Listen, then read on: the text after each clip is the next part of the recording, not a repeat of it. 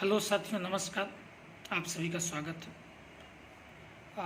भारतीय एवं पाश्चात्य काव्यशास्त्र यूजीसी नेट की इकाई 3 में जो लगा हुआ है, और राजस्थान असिस्टेंट प्रोफेसर वैकेंसी आई उसमें भी है, Madhya Pradesh assistant professor vacancy उसमें भी है, और अन्य जो हायर की वैकेंसी आती है लगभग सब में ये टॉपिक लगा हुआ है।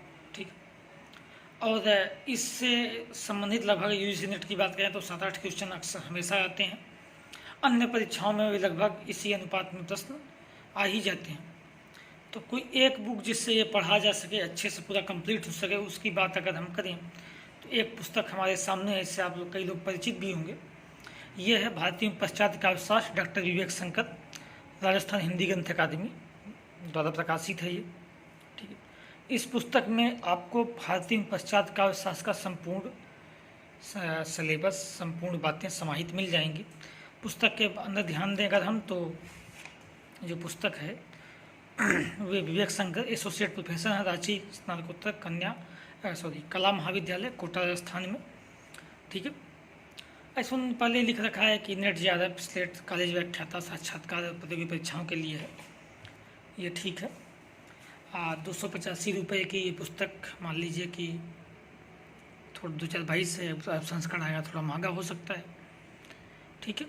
और इसमें देखें अगर आगे हम, तो भारतीय पश्चात काव्यशास्त्र 2 खंड अलग अलग, प्रथम खंड में भारतीय काव्यशास्त्र, द्वितीय खंड में पश्चात काव्यशास्त्र दे रखा है इन्होंने।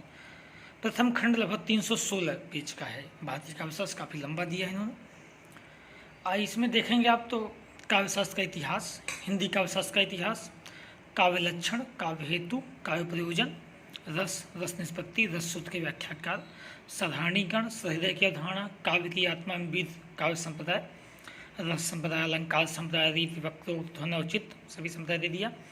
फिर काव्यशास्त्र के महत्वपूर्ण प्रश्न, शब्द सत्य, काव्य गुण, काव्य दोष, काव्य रीति, ये भी ठीक है, इससे प्रश्न नहीं बनते हैं।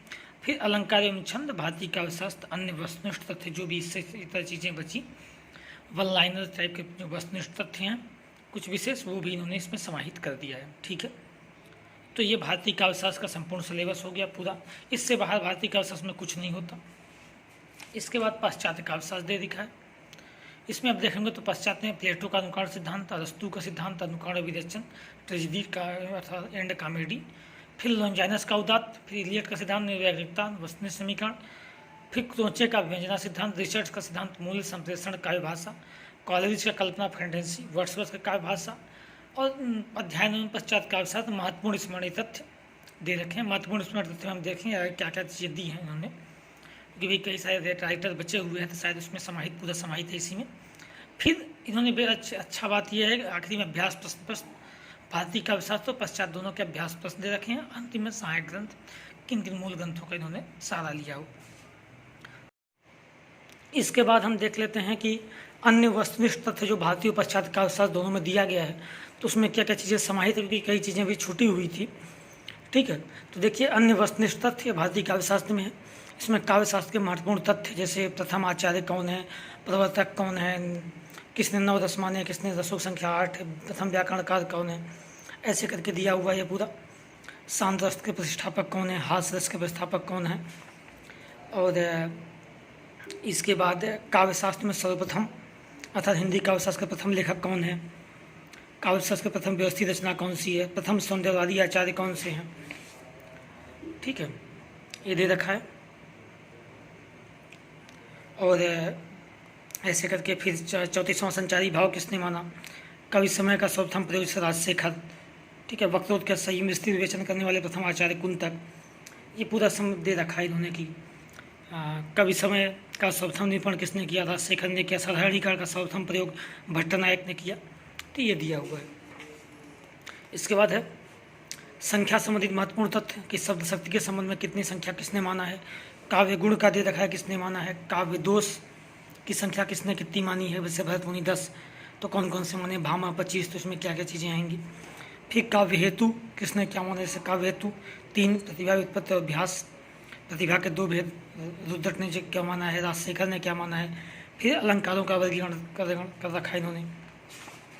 इसके बाद देखेंगे रसों की संख्या, रसों पे बात हुई है, रसों के भेद पे बात किया है, वक्रोक्ति की बात, औचित्य की बात, ऐसा कोई भी पार्ट नहीं है जो छूटा हो, ठीक है। सभी कुछ आपको जो तथ्य प्रश्न फैक्ट पूछता है वो सब कुछ मिल जाएगा। गुणों की संख्या कौन किसने मानी है, रीत की संख्या और प्रकार, फिर रस के अवयव, रस के भेद दे रखा है, अलंकारों की संख्या, ठीक है, किसने कौन सा, फिर संस्कृत आचार्यों द्वारा एक दृष्टि में कि संस्कृति कौन से आचार्य की रचनाएं कौन कौन सी हैं, ये दे रखा है पूरा, आप देख सकते हैं पूरा रचनाएं दे रखा है। इसके बाद संस्कृत के प्रसिद्ध काव्यशास्त्री ग्रंथों का अध्याय, वो भी देखा किस अध्याय किस ग्रंथ में कितने अध्याय हैं। फिर संस्कृत की प्रसिद्ध टीकाएँ, किस ग्रंथ की कौन सी टीका रखी गई वो पूरा दे रखा है इन्होंने। काफ़ी जितनी भी संस्कृत ग्रंथ लिखे गए उनकी टीका लिखी गई वो पूरा दे रखा है। और इसके बाद संस्कृत के प्रमुख आचार्यों का समय डॉक्टर राजवंश सहाय हीरा के अनुसार जो भी समय है वो दे रखा है। संस्कृत आचार्यों के प्रमुख मत भरत मुनि का पूरा संस्कृत में दे रखा है, फिर उसका हिंदी अर्थ भी इन्होंने दे रखा है, ठीक है। तो समझने में दिक्कत नहीं, क्या पूरा पहले संस्कृत में दिया है फिर हिंदी में दे दिया है, तो आप आसानी से समझ सकते हैं। भामा का हो गया, फिर उसके बाद डंडी का, वामन का, फिर रुद्रट का, आनंदवर्धन का, पूरा उनका मत दिया हुआ है, फिर उसका अर्थ भी दे रखा है, ठीक है। देखिए मत है संस्कृत में, इसके बाद अर्थ दे दिया आगे पूरा हर एक वाक्य, राजशेखर का, भोज का, सभी का, कुंतक का, क्षेमेंद्र का, महिम भट्ट, हेमचंद, ऐसे सब का इन्होंने बड़े अच्छे तरीके से दे रखा है, जयदेव, ठीक है। तो ये वस्तुनिष्ठ तथ्य हो गए जो भारतीय काव्यशास्त्र में थे, ठीक है। इस बार पश्चात काव्यशास्त्र शुरू हो जाता है। पश्चात काव्यशास्त्र में हम पहले अनुक्रम देख ही लिया, अब वस्तुनिष्ठ तथ्य महत्वपूर्ण में क्या दिया है वो भी हम इनका देखेंगे आगे, ठीक है। पाश्चात्य काव्यशास्त्र के वस्तुनिष्ठ अन्य महत्वपूर्ण तथ्य देखेंगे, तो इसमें पहले पाश्चात्य काव्यशास्त्र के पुरोधाओं का काल दे रखा है, लेखकों का मतलब जो भी कवि रहे हैं, लेखक रहे हैं, विचारक रहे हैं। पाश्चात्य काव्य चिंतन के काव्य आंदोलन का ऐतिहासिक क्रम दिया है कि बिंबवाद, यथार्थवाद, संरचनावाद कब कैसे हुआ। पाश्चात्य काव्यशास्त्र की प्रमुख पुस्तकें दे रखा है लेखकों की, अन्य महत्वपूर्ण पुस्तकें, ठीक है। इसके बाद देखेंगे पश्चात्य काव्यशास्त्र के प्रमुख निबंध, गीत, अन्य महत्वपूर्ण तथ्य में प्रथम समीक्षा के आचार्य कौन है, अस्तित्ववाद के जनक कौन है, ठीक है, कल्पना के जनक कौन है, संस्कृतवाद का दूत कौन है, ये सब दे रखा है। इसके बाद पश्चात काव्यशास्त्र अरस्तु एवं प्लेटो के प्रसिद्ध कथन, मत, परिभाषा। उसके बाद अरस्तु, प्लेटो, परवर्ती काव्यशास्त्रियों का स्वतंत्रता का अध्ययन उनके बाद के।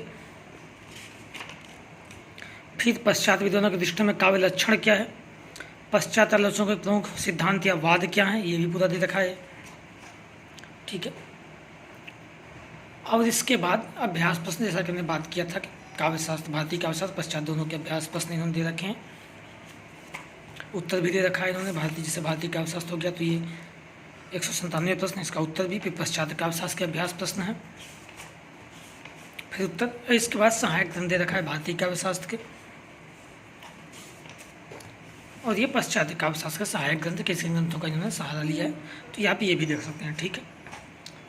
तो ये संपूर्ण पुस्तक है। अगर आप काव्यशास्त्र विस्तार से पढ़ना चाहें तो इससे पढ़ सकते हैं, ठीक है। धन्यवाद।